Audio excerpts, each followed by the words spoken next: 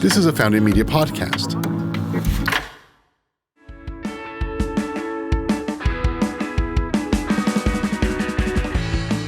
Welcome back to Masters and Founders, where we share the stories behind Austin's amazing entrepreneurs. I'm your host, Dan Dillard, and you're tuning in to a final installment of PJ Christie's Founders Spotlight series, where we sit down with entrepreneurs who have graduated from Search and Convert's Black Businesses Matter program. Joining us today is an incredible entrepreneur who really lives the saying, "Be the change you wish to see in the world."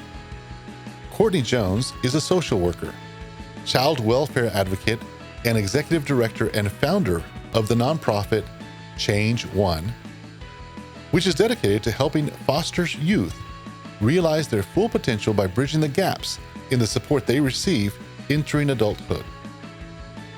Cortney shares how her lived experiences as a foster youth inspired her to become the social worker that she never had growing up, and how she founded Change One to address systemic issues in the way our community provides for children emancipating out of foster care.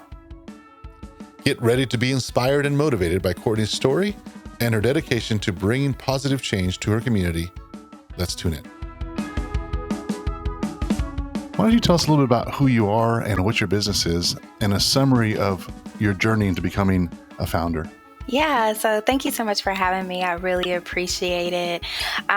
So I have a nonprofit called Change One. It's a local nonprofit that helps children that are transitioning out of the foster care system into adulthood. I started this nonprofit because I have lived experience in the foster care system. I entered care at age 8 and emancipated out of care at 18. And adulthood was hard to navigate. And so I wanted to start an organization to help kids not have to navigate adulthood by themselves. So yeah, no, I think that's the organization is great, what you've done. Can you tell us a little bit about your journey as far as what the passion was to get you to do this? Me starting the nonprofit just came from my own personal experience of wanting to make sure that young people had a voice and that they felt heard and understood, because I was once young and felt like everybody knew everything and they knew what was best for me. And I didn't feel like I had a voice. And so when I started this journey, I just really wanted to help young people find their voice, to help them understand policies and procedures and how that impacts their life. You mentioned, we were chatting earlier, some positive impacts that you had while you were in care. Can you talk a little bit more about that? I had a very good positive role model while I was in foster care, and she was my last case manager. And she, didn't give up on me when I really wanted to give up on myself. And because of her, I wouldn't be where I am today, because, there are a lot of children in foster care, and she could have just, closed my case and been done with it when I ran away from care. But she decided to go the extra mile and to really support me and help me finish out high school strong, and to help me get into my adulthood as successful as she could. What I love about that story, as we were chatting about it, is that you'd mentioned that the system itself is not perfect. It's got lots of inefficiencies. However, this one person can make a difference, because this one person went out of her way, went above and beyond to be your cheerleader and to help you overcome some things that you were going through, which is the cause for change. And I love that this person inspired you, and part of why you are doing what you're doing and the goals you're having for Change One. Yeah, that's one reason why our organization is called Change One Mind, Change One Life. Mm-hmm. And we believe that, like, if you can change the mindsets of the community and their perception and how they perceive the foster care system, then we can increase our numbers of foster homes and adoptive homes. Also, if we can help young people shift their mindsets and how they see themselves, Mm-hmm. then, we're able to change their life that way as well. So I think that it is a befitting name for an organization, because we just want to be the change we want to see in the community. And it's very important that our organization continues this work alongside individuals with lived experience, because they know what's best in their lives, and we're just here as a support to their success. I love that your part of the mission is to have people work with you that have lived experience, because that's the root of that is empathy, is being able to empathize with not only the people that have received care, but also the people that give care. Let's talk a little bit about the numbers, because I was blown away by some of the numbers that you mentioned. How many children are in care now, and then how many of those do or do not get adopted? Yeah, so nationally, there are over 400,000 children in the foster care system, Wow. and about 123,000 kids emancipate out of the foster care system without being adopted or reunified with their biological family. Well, And that is a huge number yeah, of individuals. that need help. Hmm. One of the things that I loved about chatting with you earlier was that you are not only a person that has lived through the system, but you're also a foster parent. Can you talk a little bit about that? My journey kind of began with, just trying to elevate my voice. And then, once I finished college, I had the pleasure of moving to Austin to work for DFPS and try to understand policies and procedures, and to kind of understand and make sense of some of the things that I went through. And I, always want to be the change I want to see in the community. So when I found out that I had some relatives that were in the foster care system and needed support, I stepped up and became a foster parent and an adoptive parent. And so a lot of what I do and the lens that I come from is not only my lived experience, not only my professional experience, but also the experience of being a foster and adoptive parent. And so I have more empathy and understanding because of all the experiences that I've had as an adult. The thing that struck me the most is a lot of times when you or have one side of the coin experience is amazing, but then you don't think about how invasive the other side of the coin is as well. And so in becoming a foster parent, you had to go through that experience of becoming a foster parent, which isn't easy, is my understanding. Becoming a foster parent, I would most definitely say, was challenging but rewarding.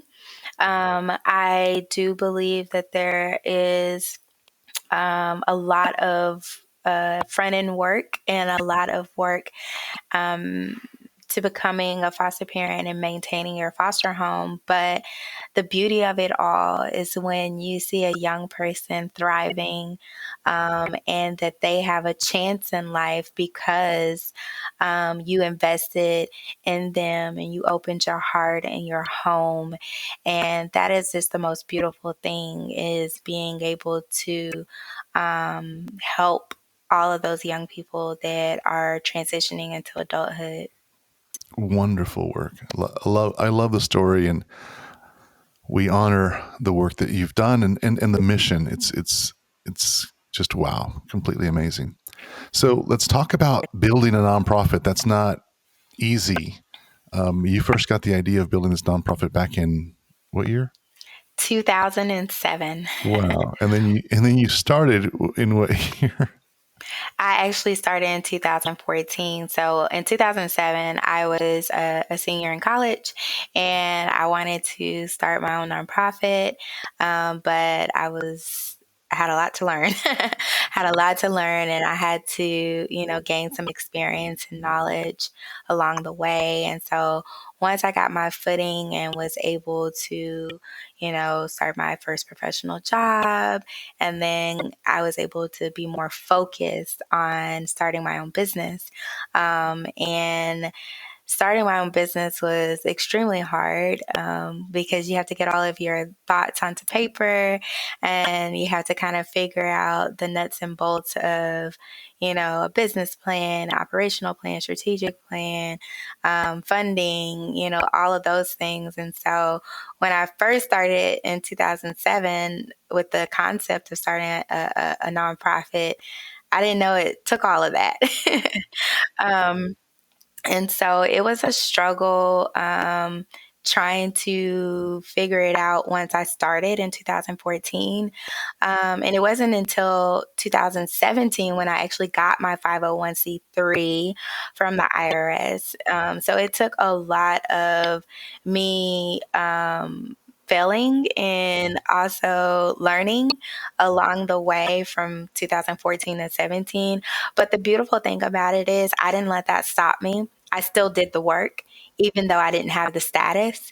And the community supported me, although I didn't have the status. And so that was the most beautiful thing.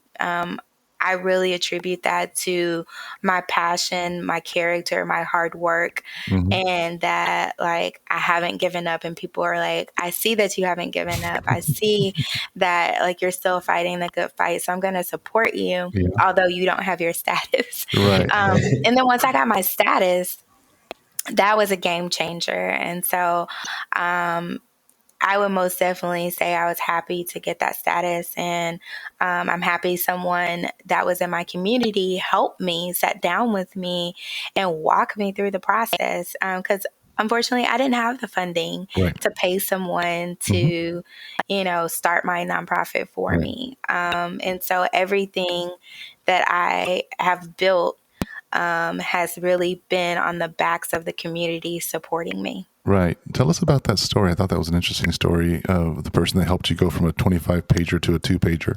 Yes. So I host a Thanksgiving event every year for children that are in foster care and those that have emancipated out of foster care. And I literally was, doing this out of my own pocket. And I was trying to figure out ways to like raise money because the number of kids that we were serving were increasing. And on a social work salary, I was needing to figure out how to build more income to keep serving.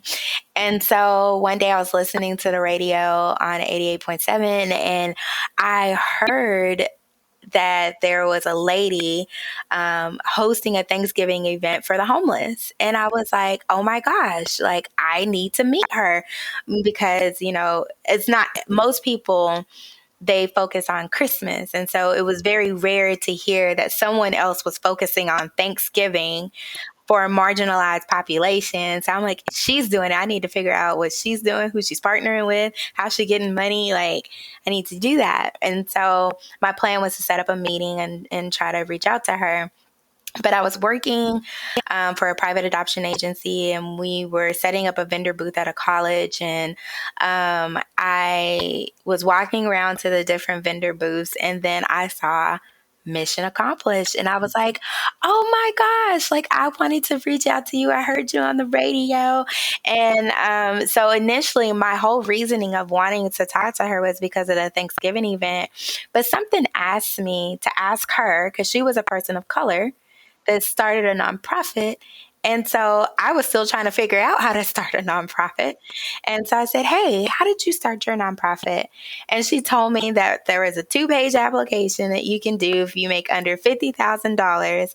And I was like, I have been trying to figure out how to fill out this 25-page application and try to figure out an imaginary budget that that you had to submit. And so I was so thankful to meet with her because she sat down with me and she went through everything that she learned through the process of starting a nonprofit, the do's and don'ts and the things that I needed to be successful.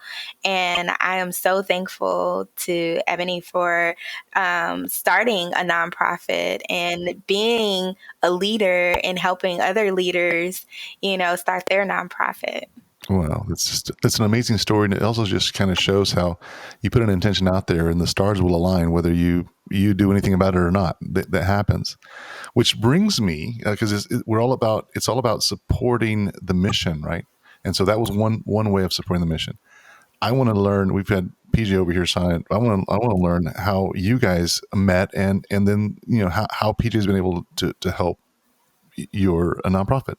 Yeah, so I am just so thankful for PJ and Search and Convert for supporting Change One. As a minority leader, it is hard to get access to supports and services in order for us to have an even playing field with our competitors. Mm-hmm. And so with PJ's support, I have been educated on how to make myself have a better presence online.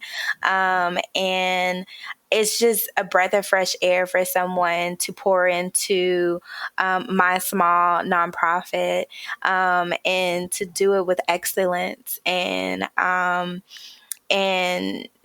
civility. And I'm just so thankful because, it's not like I have a budget to pay for, things. And so just having the education, the support, has just been invaluable to Change One. And so thank you so much, Search and Convert and PJ, for caring about, leaders of color in the community. Mm-hmm. Yeah. PJ, talk about some of the ways you could help or have helped. Yeah, well, a lot of nonprofits, they aren't aware of it, but just as an example of the support that's out there that helps them take advantage of every resource that's available. There's companies like mine that offer pro bono services. We don't always do a great job at getting the word out about it, but I know that there are other companies doing what I do. For example, Google has their Google Grants program that offers $10,000 in free ads for qualifying nonprofits, of which Change One certainly qualifies. And what we try to do as we're getting involved with nonprofits. I worked with WellAware that builds wells in Kenya, Circle of Health that brings maternity services to crisis zones around the world, locally with the Austin Freelance Group and Garza High School. So what they all have in common is that in order for them to get to ladder up to the next level of their organization is making clear that they're using every available resource. And so to me, if a nonprofit like Change One is able to say, we have pro bono services in this area, we qualify for this Google grant, that all of a sudden they become more than just they ladder up, the most important things are the things that Cortney does day in and day out. I do very little compared to somebody who lives their life in this way. And that's why I'm so grateful for the contributions I can give, because I know when I see Change One and I see the need that's out there, that as Cortney ladders up through the organization and it grows and grows in impact, that it's going to be positive for the world. Awesome. It's amazing that there's those services out there. It's amazing that you're doing that work because it is very impactful. As we heard, 400,000 kids that are in service, and just how do you help that? And so every little thing helps. So it's commendable for sure. And Cortney, you've got some really good stats on Black entrepreneurship. We were talking about in terms of the breakdown, right? Yeah, I do. And I found it to be quite interesting when I was looking at entrepreneurship, and it said that white individuals are at 70.9% leading in entrepreneurship. Mm-hmm. And then Hispanic or Latinos is 14.3%. And then Asian is 6.2%. And then Black or African American is at 6% in entrepreneurship. And so, as an entrepreneur myself, and not seeing other entrepreneurs that look like me, I want to be the change I want to see in the community. And that's why it's so important for me to continue to make sure that Change One is a success, and to continue to keep partnering with companies like yours to make sure that we have visibility and that we are impacting the community the best way we know how, and optimizing, like you said, all of the things that are currently already out there. Yeah, that's that. Well, definitely there's those unique challenges that you've experienced as a person of color and an entrepreneur, especially in the nonprofit section. Even though that 6% number is there, I bet it's even much lower for a person that has been through what you've been and then operating a nonprofit. I bet that's even lower. So kudos to you Yes. for getting out there and putting that stake in the ground. I know that so many people would say, well, why don't you just join another nonprofit or this and that? But the unique experiences that you bring to the table, because you've lived through both sides of that coin, and you're able to share that empathy to the kids that come through. I want to talk about the vision for Change One. What's your vision for Change One in the next 5-10 years? Yeah, so currently with Change One, we provide training to young people on how to utilize their voice to impact policies and procedures and legislation, to improve the child welfare system. We also host a Thanksgiving celebration every year for children in foster care, because there is an overrepresentation of children of color in the foster care system, and they're placed in homes that don't look like them. So sometimes they're ripped from their culture, their traditions, unintentionally. And so we want to make sure that if they don't have a seat at anyone's table, they always have a seat at Change One's table. We want to make sure that those that are in group homes and shelters and not in family settings, that they feel like they have a family each and every year during the holidays.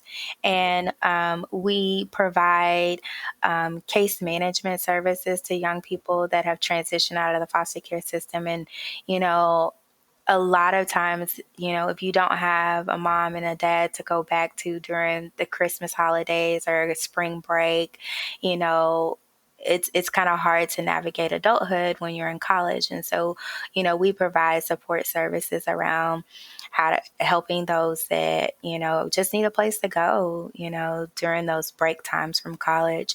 We support young people, that are new mothers that, haven't seen an example per se of how to be a mom. And we want to make sure that they're the best mother and father that they can be, and providing that mentorship and guidance. And so we really try to meet the needs of the young people and what they're facing right then and there. That can be social emotional skills, that can be even just life skills, like how to wash your clothes, how to cook a meal, how to grocery shop, those basic things that sometimes people take for granted. And so that's what we currently do. But we're a team of 2.5. And so I'm so thankful for our small team, but we need to build capacity so that we can continue to meet those large numbers in our community. So we are wanting to find board members that have the time to roll up their sleeves and to help us with fundraising and help us with just building a sustainable capacity in our community, because we believe that young people are our future. So we have to invest in our young people and make sure that we have quality services for them. And so the services that we ultimately want, like our 5-year goal. I want to talk about that, the dream. Let's talk Yes. about the vision. Yes, our vision, our 5-year goal is to have a one-stop drop-in center for young people. That one-stop drop-in center, we want it to feel like a home. We want it to feel like a safe haven. We want it to be a place where that we're addressing food insecurities, and they can come and get food from our food pantry, that they could learn how to cook, and we have cooking classes, that they learn how to wash their clothes, and we have a laundry facility where they can learn those most basic skills. Because it's one thing to talk to someone in a class setting about it, and it's another thing to actually have hands-on experience. And so we need a one-stop shop where, those young people can experience that with mentorship from people in the community. And so that is our vision for them to, be able to have a computer lab where they could do job searching, build a resume, understand what their strengths are and what they bring to the table. And for us to be able to just build a community, just have a place where they could go and feel safe. I think that as a young person, it's hard for them when they are homeless and transitioning from foster care to go to Salvation Army or the Arch. Like, those are amazing organizations, but those are adult individuals dealing with homelessness, and youth dealing with homelessness is different from adults dealing with homelessness. And so, we want young people to be able to finish high school, finish college, and go into, a trade or a full-time job, and they need a place that they can go to for that. And so that's what our vision is for us to have a one-stop shop for youth in our community, to meet their critical needs, so that they can be contributing members of our society. I love that. So how can the public support Change One? How can we make these dreams come true? Well, thank you for just, giving me the platform to even speak about Change One. I think public awareness is the biggest thing, is for people to spread the word that, like, we have a nonprofit led by somebody with lived experience that wants to improve the lives of children, youth, and families. And if someone that has the time and capacity to be a board member, please spread the word that we're looking for board members. If you have the time to volunteer, we are looking for volunteers that understand marketing, understand development, understand how to do events. We do the Thanksgiving event every year. So if you love party planning, and want to help us with making sure we have the best Thanksgiving event every year, we need your help with that. Of course, fundraising is going to be the biggest thing. So if you own a restaurant and want to have like a day in the month of April dedicated to Change One, because April is Child Abuse Neglect Month and May is Foster Care Awareness Month. So if you're a company that wants to, help us, that would be extremely helpful. If people want to do like giving through their employer, like that's another way to help us build the capacity to help young people. But yeah, we need volunteers. That Thanksgiving event is really exciting. We provide holiday gifts every year for kids in foster care. And so it's a good family activity to do, to put a gift together for a kid in foster care.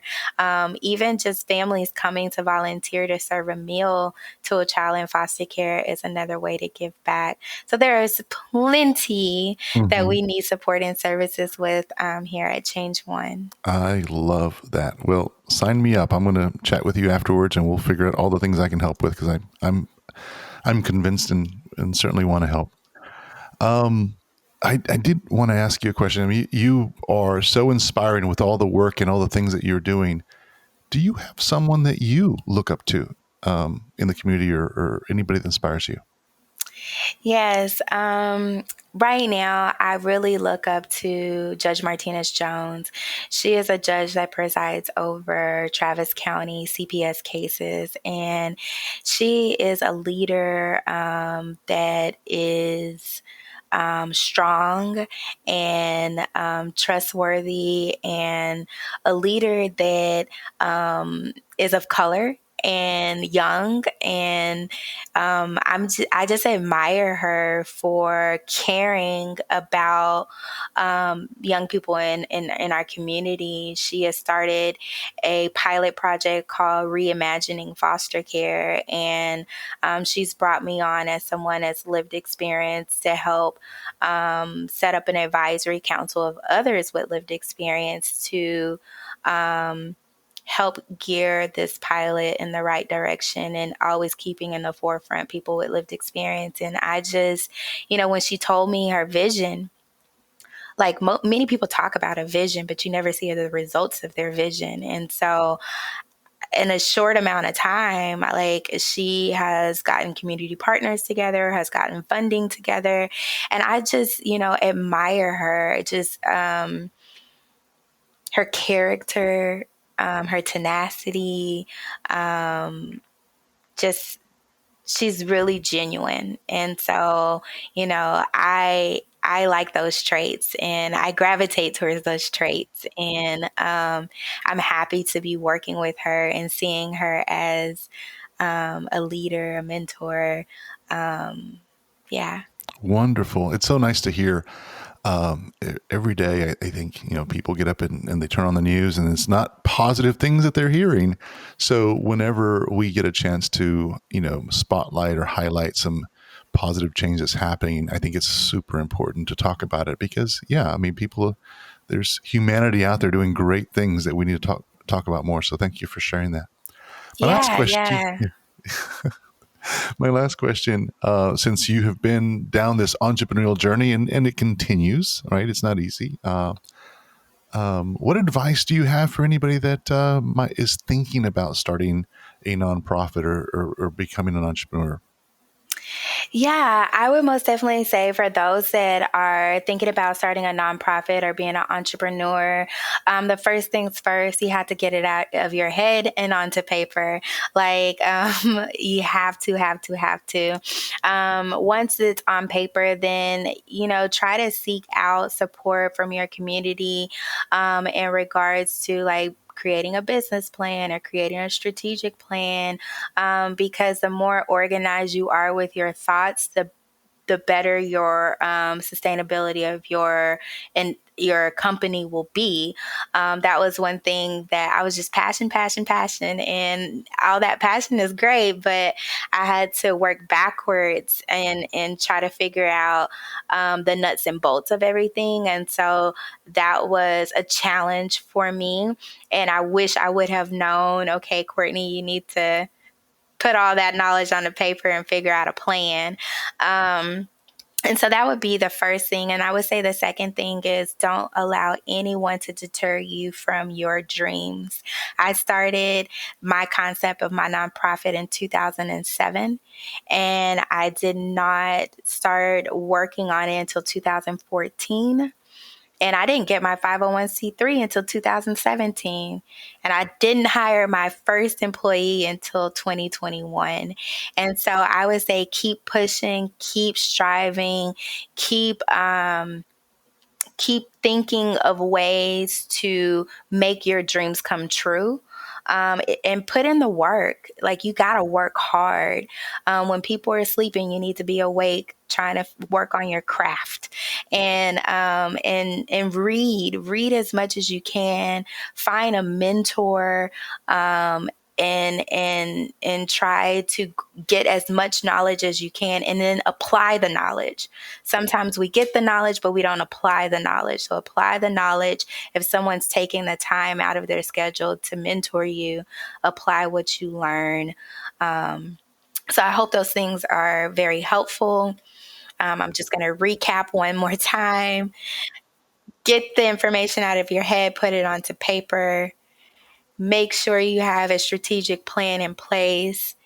Find a mentor, educate yourself and read, and never let anyone deter you from your dreams. And just know that it takes work, it takes time, and you got this. Love it. Thank you very much. Well put. PJ, any final thoughts? No, I just really appreciate Cortney for what she's doing in her community and what she brings to me in my life and my team. Thank you so much, Cortney. Thank you. Thank you so much for sharing your story with us, Cortney. It's so inspiring to meet people like Cortney who are dedicated to making positive changes in our community that will be felt for generations to come. And it's humbling to learn how Cortney is using her lived experiences to make the world a better place. If you're fired up to support Change One and the work they're doing today, as well as plans they have for tomorrow, visit their website at change1.org. That's change followed by the number 1.org. You can also learn more about their work and get in touch with Cortney there. And thank you to our listeners for tuning into this Founders Spotlight, a series brought to you by Masters and Founders, which is Austin's #1 entrepreneurial podcast. You'll find PJ Christie and his team by visiting their website, searchandconvert.com. This Founder Spotlight series is sponsored by Search and Convert, an Austin-based marketing agency that can help your business get more leads through your site. To learn more about corporate podcasting, visit us at foundingmedia.com. Thank you for listening.